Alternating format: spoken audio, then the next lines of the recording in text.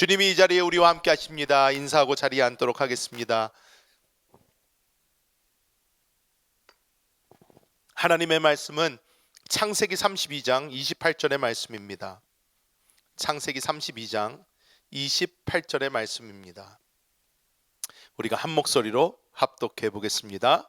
그가 이르되 내 이름을 다시는 야곱이라 부를 것이 아니요 이스라엘이라 부를 것이니 이는 내가 하나님과 및 사람들과 겨루어 이겼음이니라. 아멘.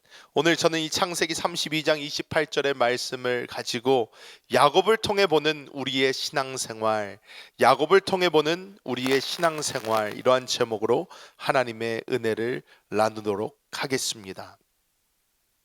우리가 그리스도 예수를 믿은 그 순간부터 우리가 원하든지 원하지 않든지 우리가 시작하는 것이 있는데, 이것은 무엇이냐? 신앙생활이라는 것입니다. 이 신앙생활은 내가 원한다고 하고 원하지 않는다고 그만할 수 있지 않습니다. 내가 예수를 믿은 후부터 나의 사는 삶이 신앙생활이 돼버립니다. 어쩔 수가 없습니다. 내가 하기 싫다고 주님 지금은 내가 세상에서 살다가 이따가 교회 오면 신앙생활을 하겠습니다. 내가 원할 때만 신앙생활을 하겠습니다. 이런 초이스가 우리에게 주어지지 않습니다. 하나님께서 우리를 택하셨고 불러주신 이후 우리가 그리스도 예수를 영접하였으면 우리는 우리의 모든 삶이 하나님 앞에서 살아가는 그러한 삶이 됩니다. 그래서 이것을 우리는 코람데오의 삶이다 이런 식으로 표현을 합니다. 하나님 얼굴 앞에서 살아가는 그러한 삶이다 이런 식으로도 표현을 합니다. 우리가 이런 삶을 사는 데 있어서 하나님께서 우리를 신앙생활로 왜 부르셨고 우리를 신앙생활을 통하여 이루게 하시고자 하는 게 무엇인지에 대해서 우리는 그 그림이 우리 안에도 좀 있어야지 됩니다. 우리가 어렸을 때 많은 자녀들이 어렸을 때 부모님들이 하는 잔소리 중에 하나가 공부해라입니다. 공부해라. 근데 이 소리 왜 할까요? 공부하라고 하는 소리죠. 근데 이 공부를 왜 하라고 할까요? 공부를 하면 공부를 해서 자신이 나중에 할 수 있는 것에 선택의 폭이 늘어나게 되고 또 그것을 통해서 하나님께서 이 자녀를 쓰시고자 할 때 이 자녀가 그 부름에 합당한 일을 할 수 있도록 준비시키는 것이 학생에게는 공부이기 때문에 공부를 시킵니다. 그런데 어렸을 때는 어린 자녀들은 이것에 대한 그림이 없어요. 그림이 전혀 없습니다. 아무리 설명을 해줘도 그것이 실질적으로 와닿지가 않습니다. 이래서 공부를 해라, 저래서 공부를 해라, 그래서 이렇게 돼야지 너가 좋다, 저렇게 돼야지 좋다. 하지만 자녀들한테는 지금 그것이 몸에 와닿지가 않습니다. 와닿지가 않으니까 그냥 잔소리로 들립니다. 그런데 제가 이제 대학원에 가고 신학대학원에 가고 또 여러 공부를 이렇게 하면서 그 대학원 수준에서 이제 사람들을 만났을 때에 그 중에 정말 많은 사람들이 가정이 있고 나이가 좀 들어서 공부를 하러 오는 사람들이 있어요.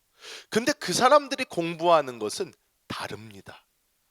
저처럼 그냥 대학 졸업하고 대학원 그냥 바로 들어가서 공부를 하는 사람하고 인생을 조금 살고 그 후에 자기가 필요해서 공부하러 온 사람하고 공부하는 자세가 달라요. 왜냐? 알고 들어온 사람, 내가 이거를 공부해서 나의 이것의 필요를 내가 채우겠다, 아니면 이것에 대한 큰 그림을 가지고 온 사람은 당연히 그것을 대하는 자세가 똑같은 공부를 하지만 다르다는 것입니다. 전혀 다른 모습으로 공부를 합니다. 목적 없이 방향 없이 가는 것보다 우리는 그림을 좀 보면서 가는 것이 우리의 신앙생활에도 훨씬 중요하다는 것입니다. 자, 그렇다면 하나님께서 이 신앙생활이라는 것을 통해서 우리에게 이루고자 하시는 것은 무엇인가? 그것은 바로 우리로 하여금 그리스도 예수의 장성한 분량에 이르러 이 다음 시대, 천년왕국 시대에 주님과 함께 다스리는 자들을 만드는 것입니다. 이것이 하나님의 목적이고 목표예요. 우리의 이 땅에서의 1차적인 목표, 구원, 우리는 예수 믿자마자 받았습니다. 그렇다면 우리의 구원이 목적이었다면 우리는 예수 믿자마자 천국 가는 게 그냥 최고인 거예요. 하지만 하나님은 그렇게 만들지 않으셨어요. 이 땅에서 그리스도 예수의 형상을 닮아가게 하시고 성화시켜 가십니다. 이유가 무엇인가? 하나님과 함께 다스리는 자로 이 다음 시대에 만들기를 원하시는 거예요. 이것을 조금 쉽게 풀어보자면, 우리는 어떤 재벌집 회장님이 자기 자녀들이 있는데 이 자녀들을 어떻게 해요? 훈련을 시킵니다. 키워나갑니다. 키워나가서 원하는 것이 무엇입니까? 이 자녀에게 자기의 기업을 물려줬을 때에 그 기업을 이 자녀가 잘 받아서 이 기업을 잘 꾸려나가기를 원하는 것입니다. 그런데 이 자녀가 이 기업을 받아서 어떻게 내가 꾸려갈 것인가에 대한 비전이나 소망이나 그런 것이 아무것도 없고, 그냥 단지 지금 눈앞에 보이는, 내가 오늘 저녁은 어느 맛있는 레스토랑에 가서 밥을 먹고, 내가 오늘은 어떤 멋진 스포츠카를 타고 다니고, 내가 전세기를 타고 다니면서 이 돈을, 내가 지금 아버지를 통해서 얻는 이 돈을 어떻게 쓸까라고 고민하고 있다면, 그 회장님은 그 자녀를 후계자로 안 만들 것입니다. 그렇죠. 정신 차려라. 카드를 뺏을 것이고, 그리고 너는 좀 이 똑바른 것을 보고 가야 된다라고 분명히 얘기해 줄 것입니다. 오늘 야곱을 우리가 새벽에도 함께 나눴어요. 근데 이 야곱의 인생을 쭉 보면, 이 야곱은 우리가 겪는 신앙생활을 처음부터 끝까지 굉장히 잘 보여주는 그런 사람이라고 할 수 있습니다. 그래서 오늘 이 야곱을 다시 한번 우리가 살펴보면서 하나님께서 우리에게 주고자 하시는 그 메시지가 무엇인지 우리가 함께 나눠보도록 하겠습니다. 첫 번째로 우리의 이 신앙이 어떻게 야곱과 비슷한 스타트를 가졌는지를 본다면, 우리 모두 다 야곱처럼 하나님의 일방적 사랑과 선택을 받은 그런 사람들인 줄 믿습니다. 하나님의 일방적 선택을 받은 사람들인 줄 믿습니다. 자, 이것은 무슨 말이냐? 야곱과 에서가 뱃속에 있을 때부터 하나님께서는 야곱을 택하셨어요. 야곱과 에서가 시작하기도 전부터 하나님은 야곱을 사랑하셨어요. 우리도 어떻습니까? 하나님께 우리가 뭔가 잘나서 잘해서 우리가 보여드릴 게 있어서 훌륭한 사람들이라 하나님이 우리를 택하신 게 절대 아니라는 것입니다. 로마서 9장 13절 우리가 함께 보면 이렇게 말씀합니다. 읽어보겠습니다. 기록된 바 내가 야곱은 사랑하고 에서는 미워하였다 하심과 같으니라. 하나님의 일방적 사랑이에요. 무조건적인 사랑입니다. 자, 우리는 어떤 구원을 받았습니까? 로마서 3장 24절 우리가 함께 읽어보면요, 그리스도 예수 안에 있는 속량으로 말미암아 하나님의 은혜로 값없이 의롭다 하심을 얻은 자 되었느니라. 아멘. 우리도 값없이 의롭다함을 받았어요. 내가 뭘 잘해서 하나님이 불러주신 거 아닙니다. 어디가 예뻐서 불러주신 것도 아니에요. 하나님은 일방적으로 사랑으로 우리를 불러주셨고, 우리는 하나님의 사랑 안으로 들어가게 된 것입니다. 야곱 처음부터 하나님이 고르셨어요. 그런데 자기가 너무 머리 굴리고 야곱 엄마가 너무 머리를 굴렸어요. 그래서 하나님께서 가만히 있어도 이끌어 가실 그 야곱을 어떻게 해요? 너무 꾀를 쓴 나머지 모든 것이 틀어지기 시작을 합니다. 그런데도 하나님은 그 모든 과정 속에서 베델에서 야곱을 만나주세요.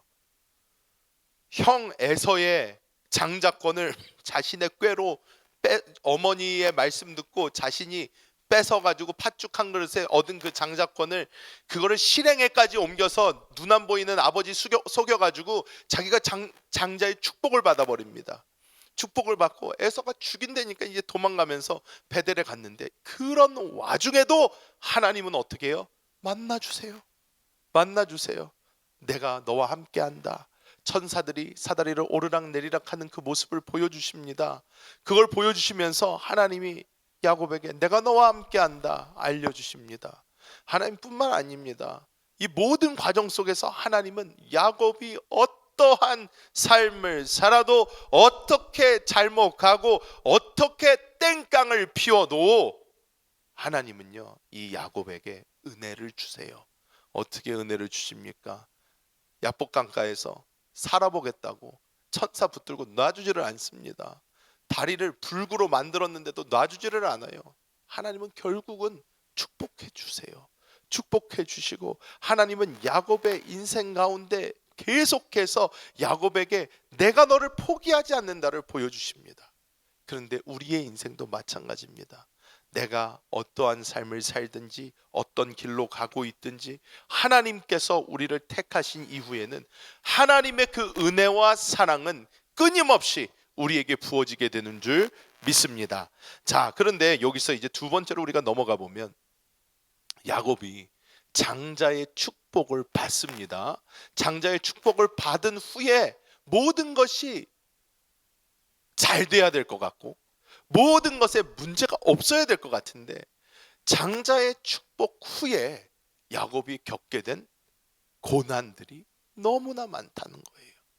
자, 우리가 그리스도 예수를 영접합니다. 하나님께서 우리를 자녀 삼아 주시고 우리가 정말 교회 처음 와서 느꼈던 그 기쁨, 희열, 하나님 살아계시고 하나님 나 사랑해 주시고 하나님 나를 구원해 주시니 감사합니다 했었던 그 기쁨, 이것이 우리 안에 있는데 우리가 그 놀라운 복을 받고 이제 앞으로 살아가면서 우리 생각에는 이제는 우리 앞에 꽃길만 펼쳐져야 될 것 같은데 그 앞에 고난들이 다가오기 시작한다는 거예요. 자, 첫 번째 어떤 갈등이 있습니까? 에서와의 갈등이 있었어요. 근데 이 에서와의 갈등이 한 번도 아니고 두 번 있습니다. 자, 첫 번째 갈등 우리가 함께 읽어봅니다. 창세기 27장 41절. 그의 아버지가 야곱에게 축복한 그 축복으로 말미암아 에서가 야곱을 미워하여 심중에 이르기를 아버지를 곡할 때가 가까웠은즉 내가 내 아우 야곱을 죽이리라 하였더니, 그냥 이를 갈면서 내가 이 야곱 죽인다 하고 이제 야곱 쫓아오기 시작합니다. 리브가가 그 소리 듣고 깜짝 놀라서 야곱아 너 빨리 도망가라 해서 야곱을 도망시킵니다. 그래서 외삼촌 라반의 집에까지 도착하게 되죠. 그런데 이 모든 것을 후에 야곱이 다시 집으로 돌아올 그때까지도 에서의 마음이 풀리지가 않았었어요. 창세기 32장 6절 우리가 함께 읽어봅니다. 사자들이 야곱에게 돌아와 이르되 우리가 주인의 형에게서 이른즉 형 에서에게 이른즉 그가 400명을 거느리고 주인을 만나려고 오더이다. 자, 성경에는 이렇게 점잖게 써 있는데 이 사자들, 그러니까 야곱이 먼저 가서 니네 앞에 어떻게 돼 있는지 보고 와라. 그랬더니 이 사자들이 이제 와서 얘기를 하는 거예요. 주인님 분위기 쌀벌한데요. 중무장한 400명 데리고 형 에서가 지금 오고 있어요. 이렇게 얘기를 하는데 이 야곱이 어떻게 해요? 지금 몇 년이 지났는데 어떻게 아직까지 저러지? 그러면서 이 야곱은 그 고난 가운데서 머리를 싸매고 이제 고민하게 되는 것입니다. 어떻게 할까? 삶을 살아가는데 이 정도면 되겠지 안 돼요. 이것이 야곱에게 끊이지 않는 어떠한 아킬레스건이 그때까지 되는 거예요. 계속해서 괴롭히는 게 있습니다. 뿐만 아닙니다. 야곱은 또 어떤 고난을 겪습니까? 라반과의 갈등을 또 겪게 돼요. 자, 형 에서를 피했어요. 그래서 형이 이제 열이 너무 받아서 나를 죽이려고 하니까 외삼촌 댁에 도망가자 그러고 라반네까지 돌아왔습니다. 라반네 왔더니 또 라반이 또 잘 받아줘요. 어서 와라. 그래 마음고생이 많지. 와서 야 우리 집에 같이 있자. 이렇게 이야기를 합니다. 그런데 이 꾀쟁이 야곱 머리 위에 올라가 있는 게 라반이에요. 그래서 머리 위에서 이 야곱 딱 보니까 얘가 지금 라헬을 보더니 완전 얘 눈이 뒤집혔거든요. 사랑의 콩깍지가 끼었어요. 이야, 이거 잘만 쓰면 얘 머리도 좋아 보이고 일도 잘해 보이는데 내가 잘 쓸 수 있겠다 하니까 야곱아 자 이리 와라 뭐 하면서 분위기를 쓱 보니까 먼저 이제 야곱이 막 흥분을 해가지고 라헬을 보고 막 진짜로 눈에 콩깍지가 낀 거예요. 삼촌 내가 라헬을 위해서 내가 7년 동안 보수 없이 그냥 먹여주시기만 하시면 내가 열심히 일하겠습니다. 충성을 다하겠습니다. 아유 뭐 가족끼리 뭐 그래 아유 괜찮아 야뭐 굳이 뭐 그렇게 하겠다면 하고 은근슬쩍 받아다가 밥만 먹이면서 쎄 빠지게 일을 시켰어요. 7년 지났습니다. 드디어 이제 약속 지킬 때가 왔어요. 신나가지고 이제 내가 정말 사랑하는 우리 라헬이랑 결혼한다 하고 딱 파티를 하고 술을 진창 먹여놓고 이 사람이 완전 고주방태가 돼가지고 아침에 일어나 보니까 옆에 레아가 있네. 삼촌 이게 어떻게 된 일입니까? 어떻게 된 일입니까? 나는 라헬을 달라고 그랬는데 왜 레아를 그랬더니 뻔뻔하게 또 라반이 야 우리 풍습이 그렇지가 않다. 어떻게 형이 멀쩡히 그러니까 언니가 멀쩡히 있는데 아우를 먼저 보내냐? 우리 풍습과 맞지가 않어.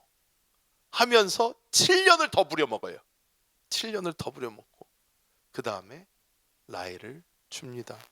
자 그런데 이 라반이 그렇게 그 14년의 시간 동안 야곱을 부려먹고 또 부려먹고 또 부려먹고 했는데 야곱이 만지는 게 다 복을 받아서 라반이 거부가 돼요. 하나님의 복 받은 사람이니까 거부가 됩니다. 그런데 이 야곱이 자기가 합당하게 얻은 것만 가지고 이 라반이 자기를 보는 게 탐탁지가 않은 거예요. 하나님께서 그러니까 명하십니다. 너 가라 다시. 말씀을 하세요. 그래서 야곱이 그러고 자 와이프랑 애들 다 챙겨서 지금 왜요? 자기는 눈칫밥 먹고 살았거든요. 눈칫밥 먹고 살았는데 자기가 거기서 자기의 것 갖고 간다 그러면 이 삼촌이 제대로 보내줄지를 모르겠어요. 그러니까 야곱이 어떻게 해요? 몰래 갑니다. 삼촌이 양털 깎으러 간다고 멀리 딱 가버리니까 이 사람이요. 야 빨리 모여 가자. 그런 다음에 싹 싸들고 자기 것만 가지고 싹 하고 날라요. 쫙 날르는데 그거를 라반이 어떡합니까? 자 창세기 31장 23절 우리 함께 읽습니다. 라반이 그의 형제를 거느리고 7일 길을 쫓아가 길앗산에서 그에게 이르렀더니 배웅해 주러 간 걸까요? 야 그래 잘 가라 그래도 가기 전에 딸들 얼굴은 봐야지 이래서 간 걸까요? 절대 아닙니다. 절대 아닙니다. 왜? 거기서 다음 말이 무슨 말이 나오냐면 하나님이 라반 꿈에 나와요. 너 쟤 건들기만 해봐 하고 하나님이 경고하십니다. 그러니까 라반이 머리 끝까지 화가 났는데 하나님이 꿈에 나와서 그러니까 이제 쫄리는 거예요. 내가 잘못했다가 죽겠는데. 그러니까 그래도 열은 받아. 그러니까 일단 만나요. 야곱을 만나서 야 간다 그러면 내가 성대의 잔치를 베풀면서 보내줬을 텐데 근데 이렇게 도망가듯이 야반도주를 해. 내가 마음 같아서는 너를 그냥 칵 해버리고 싶지만 하나님이 밤에 너 건들지 말라고 그래서 내가 가만히 있는다. 하지만 내가 섬기는 그 우상들 너 왜 갖고 간 거야?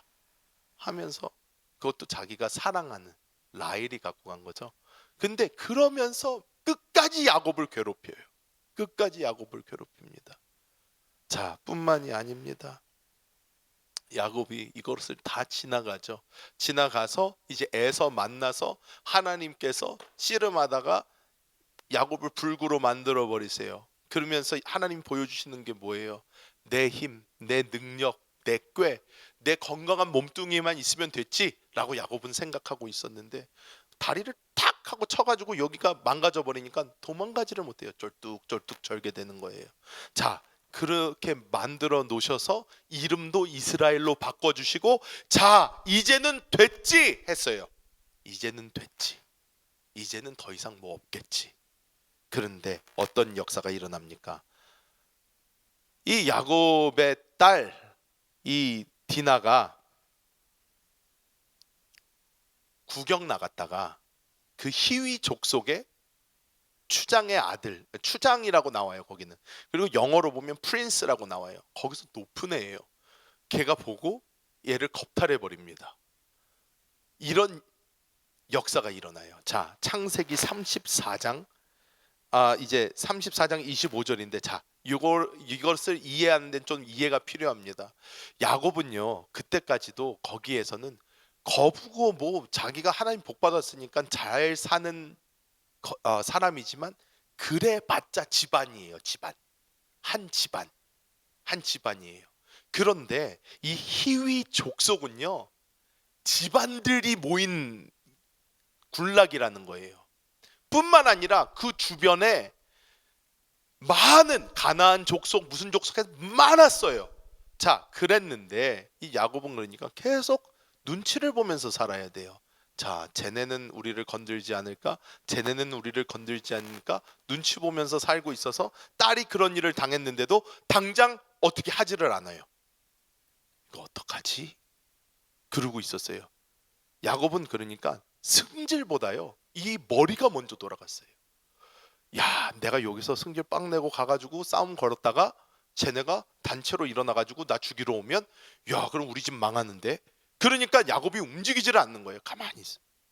그랬더니 오라비들이 듣고 더 열이 받았어요. 팍 터져버렸어. 그래가지고 이 오라비들이 이제 꾀를 냅니다. 꾀를 내서 이 히위 족속, 근데 이 히위 족속이 사람은 너무 디나가 마음에 든 거예요. 너무 마음에 들었어요. 그래서 내가 뭐 다 줄 테니까 아버지한테 쫄라가, 아버지 나 쟤랑 무조건 결혼해야 돼요. 그러니까 아버지 내가 한 짓은 잘못했지만 아버지 뭐 보상금 주고 이것저것 다 해가지고 저 사람들 기쁘게 해주고 나 저 와이프로 데리고 올 수 있게 해주세요. 막 그러니까 아버지가 어떻게 해요? 자식이기나 아버지 없어 가가지고 우리 아들이 잘못했어 하면서 내가 뭐 보상 다 해줄 테니까, 너무 좋아서 그럴 테니까 좀 보내주시오. 이렇게 얘기를 하니까 또 야곱은 보니까 이게 합력해서 선이 되려고 하네. 이거 괜찮은 거예요. 왜? 거기에서 이것만 잘 되면 이 디나가 그 족속에 어떻게 보면 이제 다스리는 그 지위까지 갈 수 있는 거예요. 야곱이 볼 때 이거 잘 됐거든요. 그러니까 야곱이 좋다. 그런데 이제 오빠들이 쫙 브레이크 걸면서 그런데 이제 우리는 히브리 민족이라 할례 받아야 된다. 할례 받아야 된다. 할례 받지 않은 사람들 아니고 일 못한다 해서 할례 받으라 하고 거기에 있는 남자들을 싹 다 포경수술을 시켜버린 거예요. 싹 다 할례 받게 했습니다. 자, 그래서 그 후에 창세기 34장 25절 함께 읽어봅니다. 제3일에 아직 그들이 아파할 때에 야곱의 두 아들 디나의 오라버니 시므온과 레위가 각기 칼을 가지고 가서 몰래 그 성읍을 기습하여 그 모든 남자를 죽이고, 두 명이서요 한 민족을요 진멸을 합니다. 왜? 못 싸워요. 못 싸워요. 수술한 지 3일 지났어요. 그때 당시 못 움직입니다. 그러니까 그냥 으악 하고 있는 애들 가가지고 죽인 거예요. 다 두 명이서 싹 다 죽여버렸어요. 야곱이요 정말 두려움이 임합니다. 오늘 새벽 그게 말씀이었어요. 이거 잘 될 수 있었는데, 내 머리로 이거 합력해서 그래도 선이 되려고 했었는데 너네 도대체 무슨 짓을 한 거야? 이제 아버지가 그런 거예요. 아들들은 아니 내가 뭐 잘못했어요? 그러면 우리 동생이 그렇게 당하고 왔는데 내가 가만히 있는 게 맞는 거예요? 오히려 아버지한테 그러니까 이 야곱은 무서워져요. 이러다 우리 집안 끝나겠다 하니까 이제 하나님한테 매달리죠. 그랬더니 이제 하나님 말씀하십니다. 너 스스로 정정하게 하고 다시 베델로 가라. 다시 베델로 가라. 하나님 말씀해 주시는 거예요. 다시 베델로 가라. 그러니까 야곱이요 거기서 다시 한번 정신을 차리고 모든 우상들 싹 다 모아서 상수리 나무 밑에 싹 묻어버리고 그 다음에 베델로 같이 향합니다. 그런데 그때 하나님께 다시 돌아가는 그 야곱을 하나님은 어떻게 하셔요? 주변에 있는 모든 족속들, 민족들 마음속에 두려운 마음을 주세요. 막 지금 저놈들 잡아야 되는데 하는데 갑자기 무서워. 때리려고 그러니까. 그러다가 쟤네 싸움 잘하면 어떡하지? 두 명이서 다 죽여버렸대는데 쟤네가 싸움을 잘하나? 해가지고 하나님이 두려운 마음을 확 주시니까 공격을 하지 못해요. 하나님의 보호받고 갑니다. 자, 여기서 그러면 끝났을까요? 이제 야곱 이 정도 했으면 됐다 하나님이 하셨을까요? 그렇지 않다는 거예요. 또 무슨 일이 일어납니까? 요셉 형들이 요셉을 데려가 가지고요 애굽 상인에게 팔아버리는데 아버지한테 둘러댈 게 없으니까 요셉이 입었던 채색 옷을 가지고 피를 뿌려가지고 맹수한테 잡혀 죽었다라고 해서 야곱에게 가지고 갑니다, 옷을.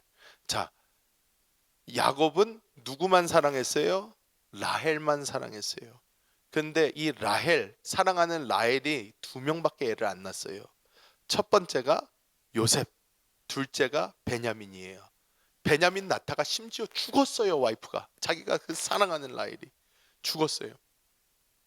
그런데 이 첫째 요셉을 그러니까 얼마나 이뻐했겠어요. 너무너무 이뻐했어요.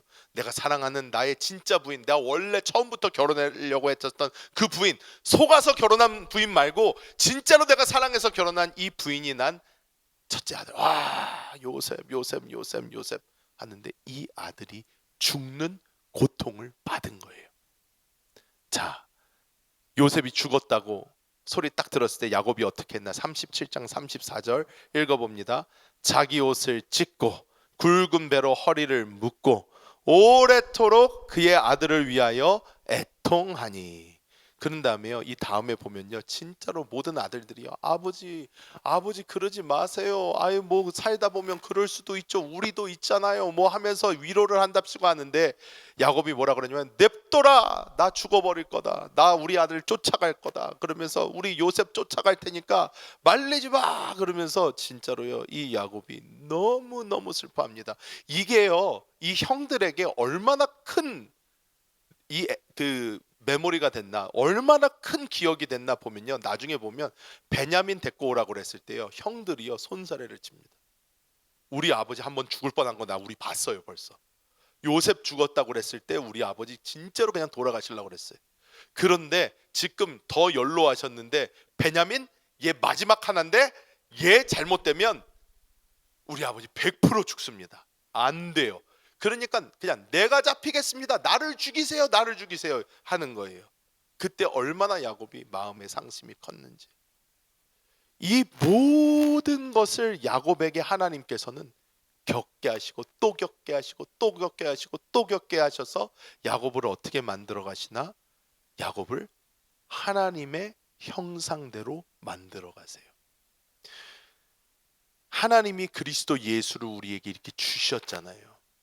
그래서 아브라함을 하나님께서, 아브라함도 어떻게 해요? 이삭을 바친 그게 있잖아요. 이 아들 하나밖에 없는 독생자를 잃은, 자기가 가장 사랑하는 아들을 잃은 그 마음을 성경에서 아는 사람이 우리 아브라함 그리고 야곱, 이런 사람들인 거예요. 하나님의 마음을 알아요. 자, 그런데 이 야곱이 그래서 나중에는 어떻게 됩니까? 하나님의 형상대로 변해가니까 나중에 하나님의 완성하심, 즉 변화된 야곱의 모습이 이제 야곱이 이집트로 내려갈 때 보이게 됩니다. 자, 어떻게 변했나 보면 야곱은 그때까지 도망치기 바빴던 사람이고 눈치 보기 바빴던 사람이고 그때까지 어떻게든 자기의 꾀를 써서 살아남으려고 했던 그런 사람이었어요. 그런데 이 사람을 나중에 하나님께서 어디까지 바꿔놓으시냐면, 이 요셉을 잃고 이 진짜로 이 야곱이 진짜로 인생에 주님 말고 없구나 깨닫게 되고 그 모든 고난의 시간을 다 지났더니 나중에 요셉이 살아있다는 거예요. 부활의 기쁨을 맛보게 해주실 뿐만 아니라 그 요셉이, 아버지 내가 잘 돼서 지금 그 이집트의 국무총리가 돼서 이루고 있는데 아버지 다 오세요, 내려오세요, 내려오세요, 내려오세요, 그러니까 야곱이 요셉 살았다는 소리를 듣고 다 죽어가던 분이 벌떡 일어나가지고 우리 가자 그러고 갑니다. 딱 가서 어떻게 제일 먼저 한 게 파라오, 당시의 왕을 만나죠. 세계 최강의 국가, 당시 이집트 왕을 만나게 되는 거예요. 당시에 자기가 신이라고 했던 그런 사람입니다. 그런 사람을 만나게 되는데 이 야곱이 그 사람을 만날 때 야곱이 어떻게 하나? 축복하는 위치에 와 있어요. 축복하는 위치에 와 있습니다.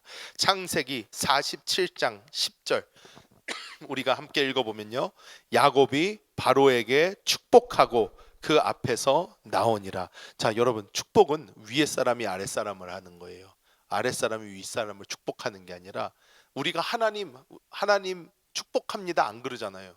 우리가 하나님 뭐 복 받으세요 안 그러잖아요. 왜? 만복의 근원은 하나님이에요. 만복의 근원이 하나님이니까 하나님이 우리에게 복을 주시는 분이지 우리가 하나님한테 복을 비는 게 아니에요. 그런데 위에서 아래로 이 복은 흐르게 돼 있는 건데 야곱이 그때의 위치, 이 영적인 위치가 어디다? 이 세상을 다스리는 파라오보다 위에 있는 거예요. 그러니까 딱 와서 야곱이 축복하고 시작합니다. 시작부터.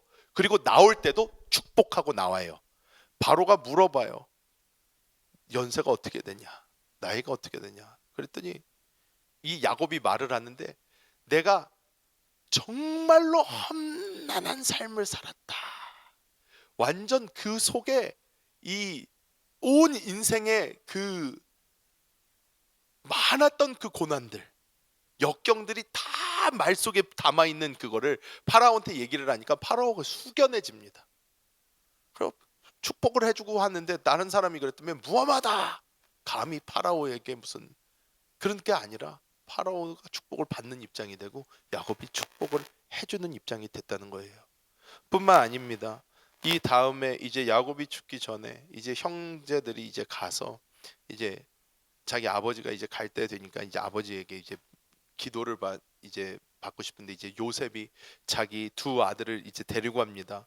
그래서 우리가 이 잘 아는 에브라임과 므낫세 이 두 아이를 데리고 이제 야곱에게 기도를 받으러 가요. 기도를 받으러 가는데 이 오른손을 펴서 므낫세가 이제 장자니까 므낫세의 머리 위에 오른손을 올리고 왼손을 펴서 이 왼손을 이 차남인 에브라임에게 얹어야지 이게 맞는 건데 왜 야곱이 그것 때문에 난리가 났는데 그러니까 이 장자 차남 복이 따로따로 이렇게 장자의 복은 장자에게 가야 되는데 이 야곱이 어떻게 해요? 손을 바꿔요. 이렇게. 나중에는 그러니까 아버지 그러지 마세요. 그러면서 막 요셉이 아니 얘가 장자라니까요. 얘에게 오른손 얹으시고 얘는 왼손 얹으세요. 그러는데 야곱이 어떻게 해요? 야곱이 이 아이들이 하나님 앞에서 보이는 영적인 그것을 판단할 수 있을 때까지 야곱의 영적인 위치가 올라가 있는 거예요. 보니까 아니다. 얘야 이게 맞다. 하면서 하나님의 권위로 손을 바꿔서 안수를 하면서 복을 내리기 시작을 합니다.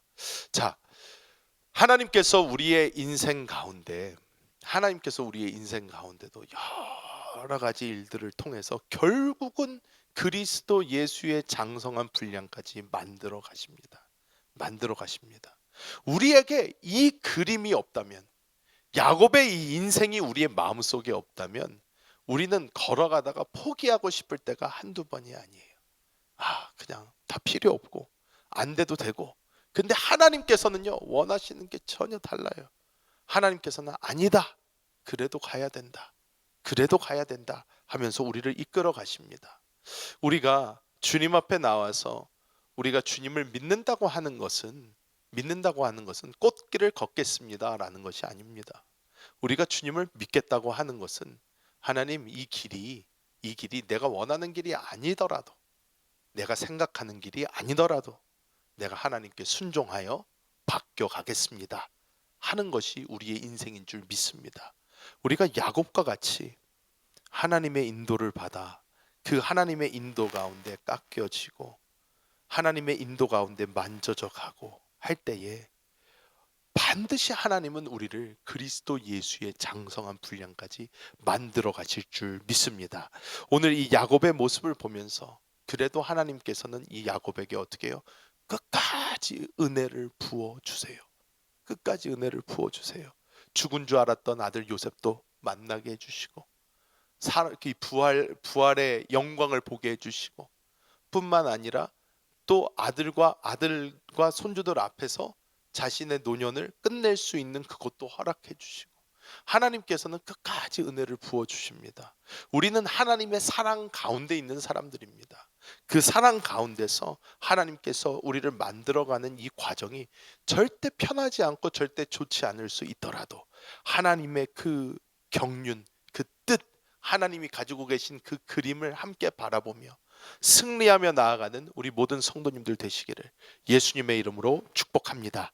기도하겠습니다.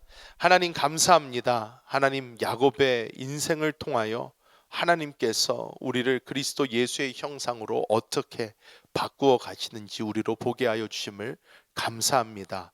아버지, 그 길이 야곱에게 절대 편한 길도 아니었고 절대 기쁜 길도 아니었고, 어떻게 보면 정말로 이 평생 동안 야곱은 많은 고난과 역경을 지났지만 결국 하나님께서 정말 파라오를 축복하게 하시고 하나님의 영적인 권위를 갖게 하셔서 그리스도 예수의 형상을 보게 하여 주심을 저희가 함께 바라보며 저희 또한 하나님께서 그렇게 만들어 가실 것을 믿습니다. 아버지, 이 길이 힘들고 어려울지라도 주님 안에서 주님과 함께 이 길을 걸어가는 우리 모두가 되게 하여 주시고, 하나님 앞에 섰을 때에 그리스도 예수의 장성한 분량으로 다 설 수 있도록 하나님께서 우리에게 은혜를 부어 주시옵소서. 아버지, 이 시간 정말 가장 귀한 것 주님께 올리기 원합니다. 주여, 주님께 기쁨과 감사함으로 올리는 예물을 주님 받아 주옵소서. 우리 주 예수님의 이름으로 간절히 기도하옵나이다. 아멘.